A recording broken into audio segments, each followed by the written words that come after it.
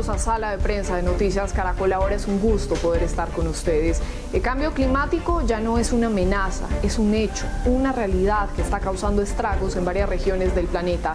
En su más reciente informe, la ONU le advirtió a la humanidad que debe tomar acciones inmediatas para enfrentar el aumento de las temperaturas, el deshielo de los casquetes polares y el aumento en el nivel del mar.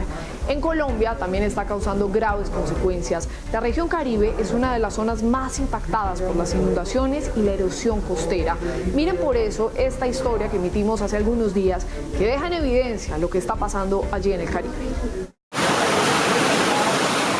La crudeza con la que se han registrado numerosos eventos extremos asociados con los cambios de temperatura últimamente son una alerta sobre los efectos del cambio climático en la región.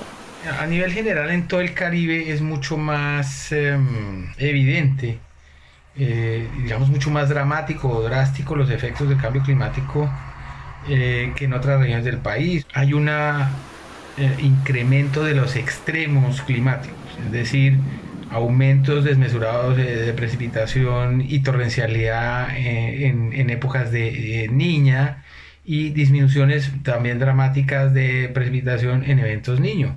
Aunque en el país aún pareciera un tema muy lejano, se proyecta un panorama social y económico preocupante. Ha tenido que ver con la forma de intervención del territorio de los habitantes o deforestando, generando procesos erosivos, interviniendo cuerpos de agua, humedales, zonas costeras, manglares, en fin. Eso todo se ha conjugado y ha tenido efectos adversos, fundamentalmente en la disminución de los servicios ecosistémicos tipo pesca, tipo enfriamiento natural, tipo control de inundaciones. La capacidad de regulación se ha disminuido. La erosión costera, entre los efectos que más golpea a la región, tiene acorralada a Santa Verónica, uno de los balnearios más importantes del Atlántico. Hemos tenido una serie de sucesos en las playas. Ejemplo, aquí en el frente donde estamos, exactamente donde estamos, al frente de la red, que fue la casa de mi padre, teníamos aproximadamente unos 60, 70 metros de arena de playa, donde los niños jugaban fútbol, jugaban béisbol. Las autoridades no precisan con exactitud cuánto terreno se ha perdido en la zona hasta este momento. Sin embargo, la comunidad en general y operadores turísticos sufren las consecuencias. Eso nos ha perjudicado no solamente a las personas que tenemos negocios de turismo, sino también a los pescadores, a los que buceamos,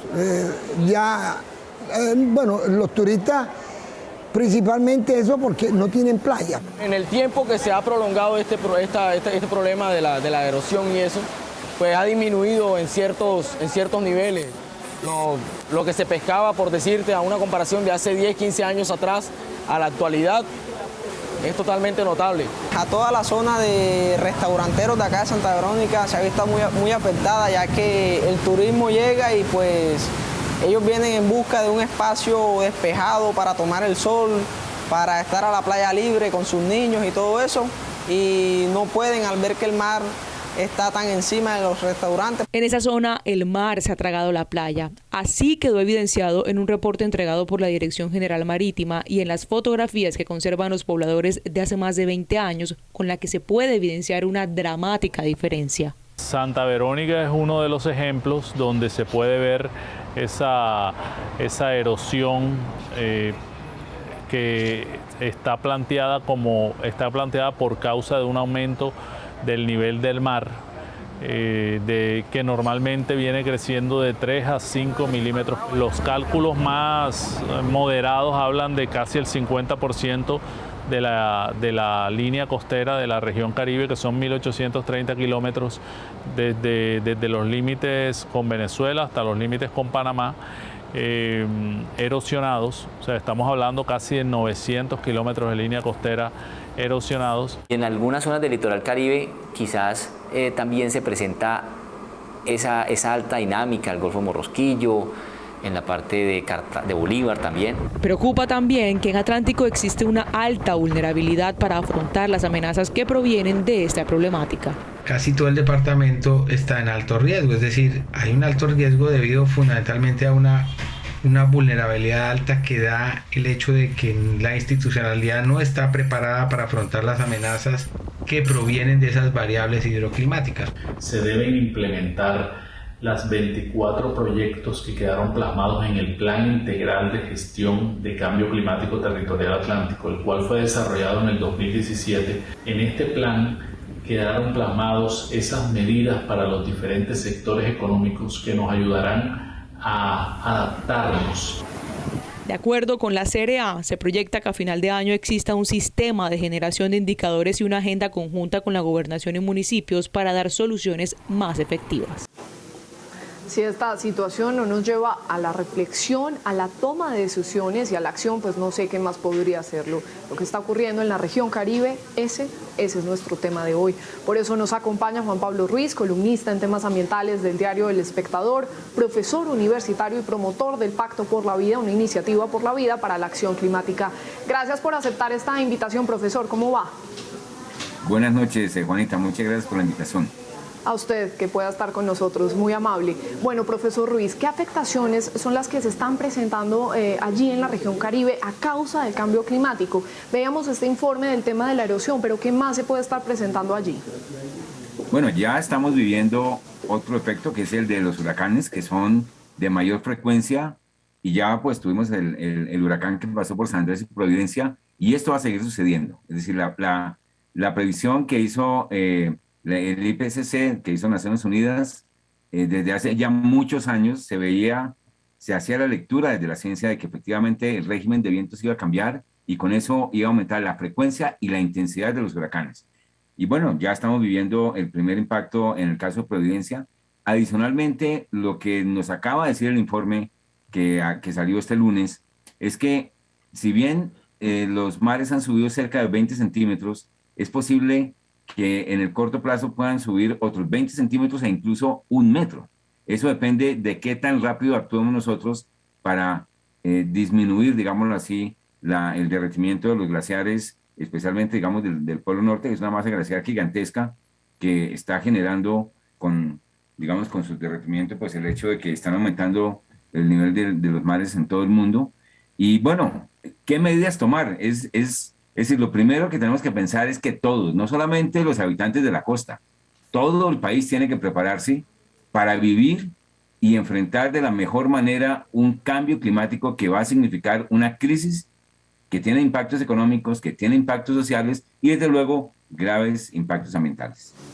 Sin duda, eso es como a grandes rasgos lo que estamos viviendo en este momento por cuenta del cambio climático en el planeta y específicamente pues en Colombia, que es el tema de hoy. Y profesor Ruiz, sobre todo esto que usted está diciendo que es lamentable y grave, me quiero detener un momento en eso sobre los efectos de los huracanes. Por ejemplo, lo que pasó con Iota, que borró literalmente a Providencia.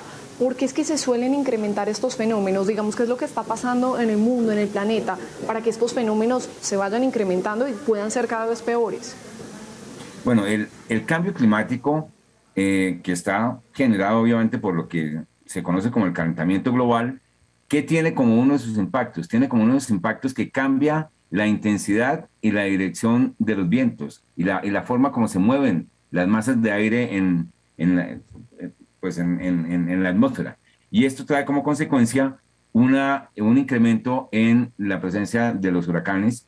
Y esto, evidentemente, pues es un fenómeno global que tiene implicaciones, pues, especialmente en el caso nuestro, las va a tener no solamente en San Andrés y Providencia, también algunos de ellos pueden estar visitando, digámoslo así, la zona de la costa caribe colombiana. Entonces tenemos que estar preparados para fenómenos que anteriormente oíamos de ellos, pero no vivíamos. Y ya los estamos viviendo y con seguridad vamos a seguirlos viviendo en el futuro.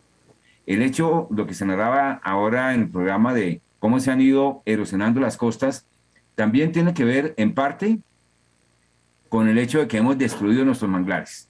Los manglares son la mejor barrera para disminuir la erosión de las costas, aún en condiciones normales, ajenas, digámoslo así, al cambio climático. Desde luego, con el cambio climático y el incremento en el nivel de los océanos, la erosión de las costas se va a presentar y tenemos que pensar también en que no es solamente una disminución de las playas, es la inundación de algunas viviendas, no es solamente que haya menos espacio para los restaurantes, como se mencionaba en la nota, es que también algunos de ellos pueden quedar permanentemente inundados o frecuentemente inundados con las mareas. Entonces, tenemos que pensar en un ordenamiento territorial diferente, tenemos que pensar que efectivamente no se pueden generar nuevas construcciones en zonas de alto riesgo asociados al cambio climático, y en algunas de ellas donde ya la gente está ubicada hay que empezar a pensar seriamente en lo que podríamos llamar, digamos, los desplazados climáticos. Es decir, el país va a tener que enfrentar en las costas el hecho de tener que reubicar a mucha gente porque va a haber desplazados por razones del clima. Sí, es como este equilibrio que la vida natural está tratando de encontrar, ¿no? El medio ambiente a través de todas estas experiencias tan extremas que estábamos viendo, estas frecuencias, por ejemplo, que mencionábamos de los huracanes y demás. Sobre eso que usted está diciendo de la erosión, profesor, quisiera que profundizáramos ahí. ¿Por qué es que se presenta esa erosión en las playas y en las zonas costeras? Usted mencionaba los manglares, ¿por qué?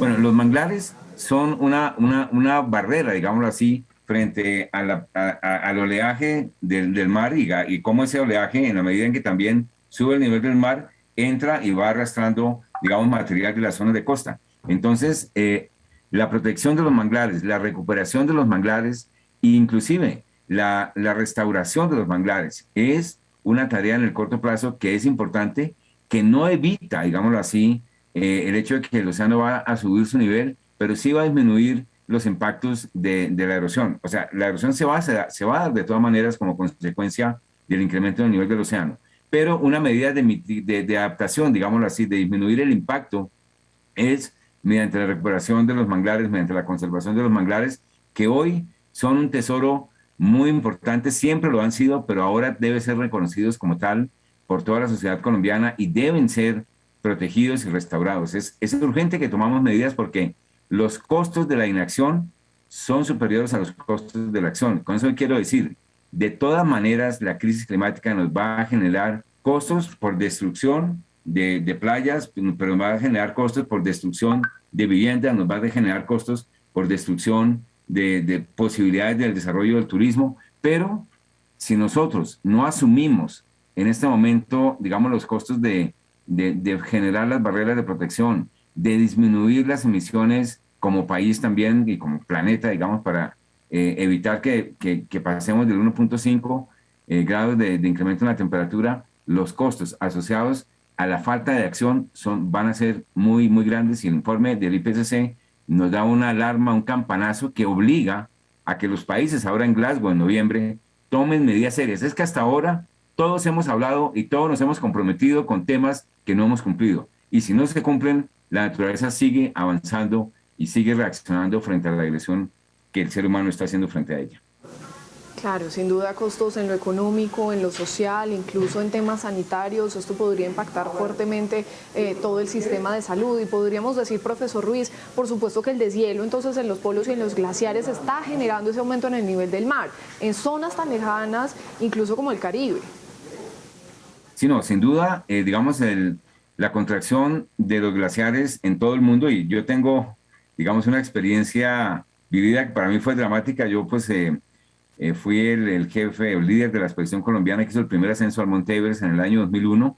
Allí hicimos una ruta, 8.800 metros de altura, los últimos 48 metros para llegar a la cima la hicimos por un glaciar que estaba en muy buenas condiciones. ¿Qué pasó? En el año 2006, cuando volvimos nuevamente al Everest, cuando ascendimos la primera vez con las mujeres colombianas y con un colombiano sin uso de oxígeno adicional, llegamos a la parte final de la ruta y no pudimos ascender por el mismo camino. ¿Por qué? Porque aún a esa altura se habían contraído los glaciares del Himalaya y nos tocó desviarnos como 150 metros hacia el este para poder encontrar una ruta de ascenso.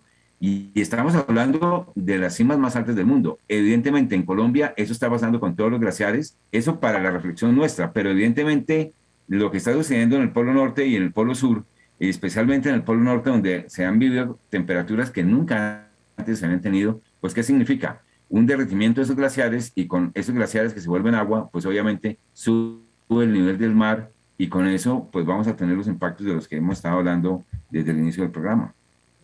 Sí, y por lo que percibo de todo lo que usted está diciendo también, profesor Ruiz, usted ha venido también planteando algunas posibles soluciones y acciones que se deberían dar. ¿Hay alguna manera de enfrentar todo esto que está ocurriendo, por ejemplo, esto que estamos viendo puntualmente en la costa Caribe?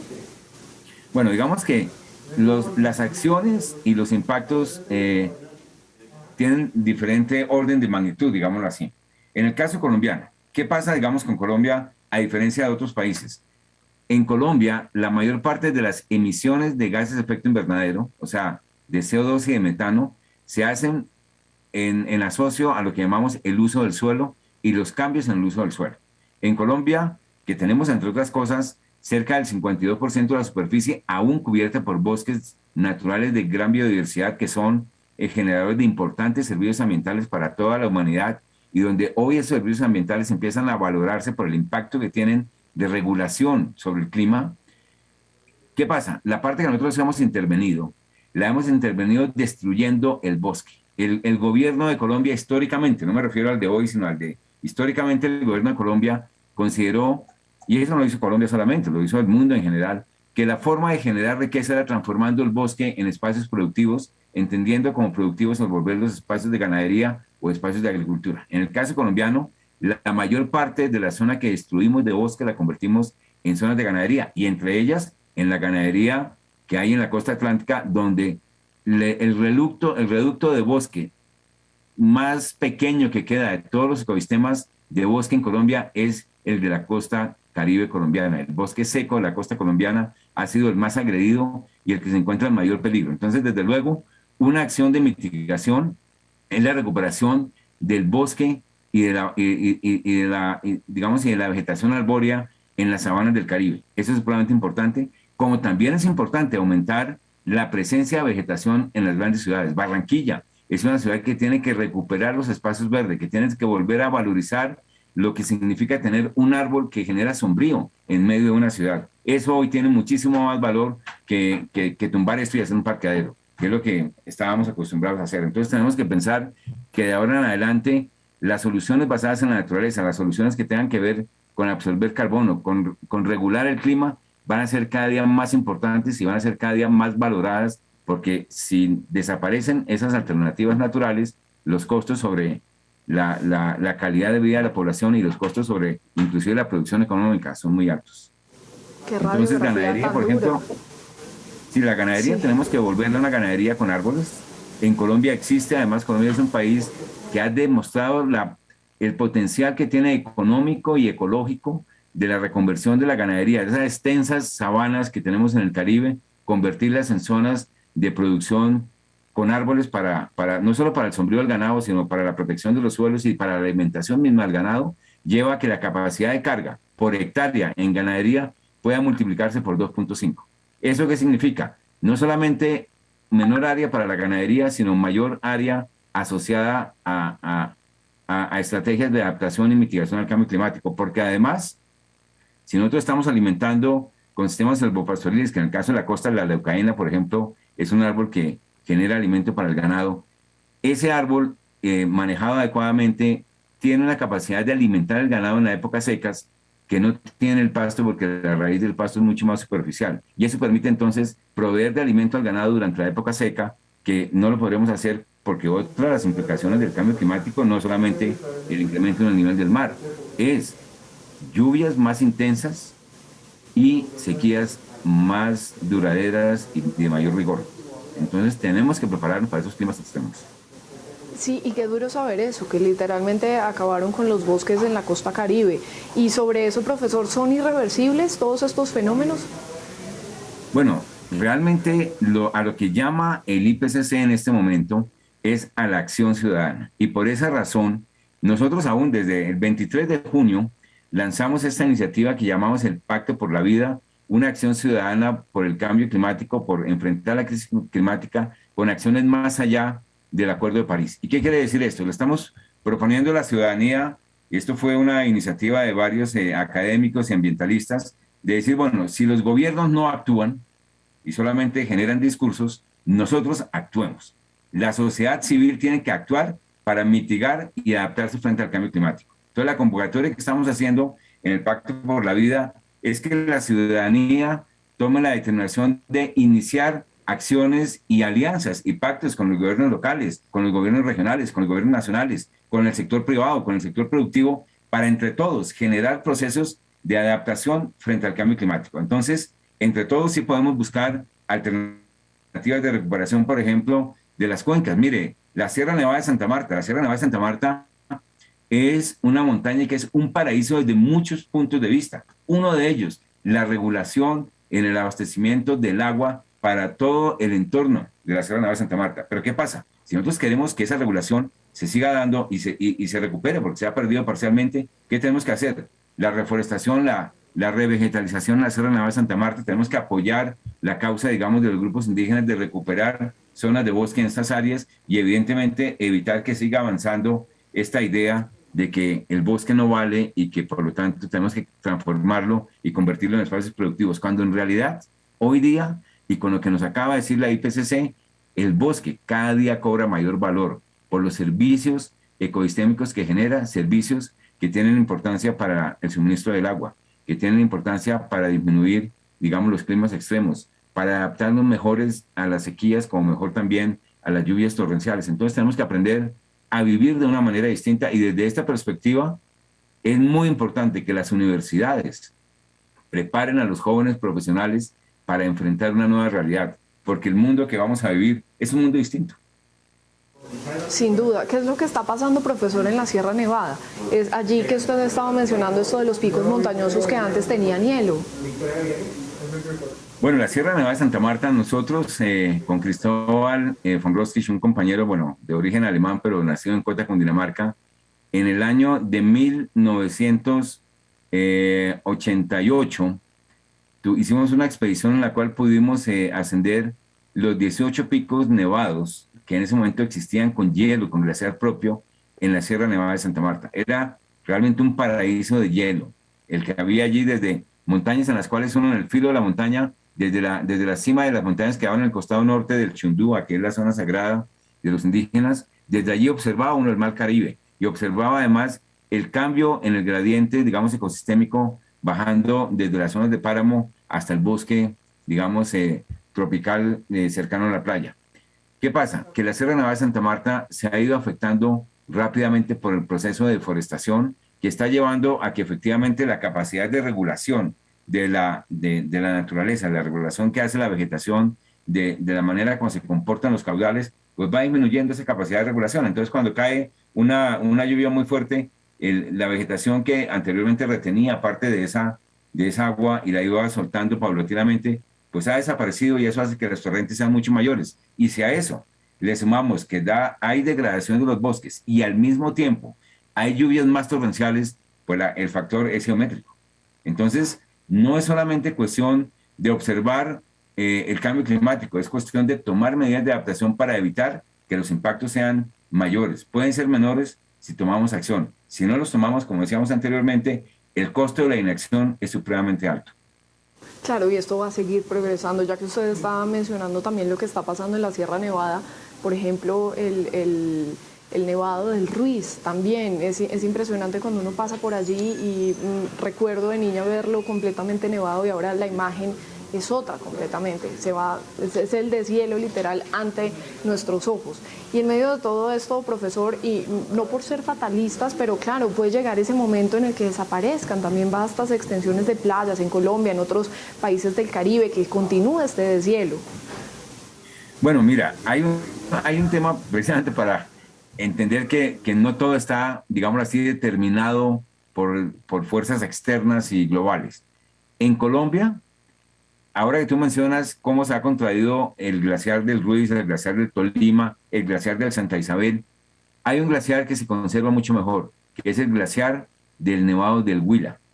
¿Por qué se conserva bien el glaciar del Nevado del Huila? Porque el entorno de ese nevado, o sea, el páramo, la vegetación de páramo que hay en torno al Nevado del Huila, por diferentes razones, unas que tienen que ver con orden público, porque no construyeron vías para que entrara, digamos, la deforestación y transformar esos bosques en ganadería de ladera.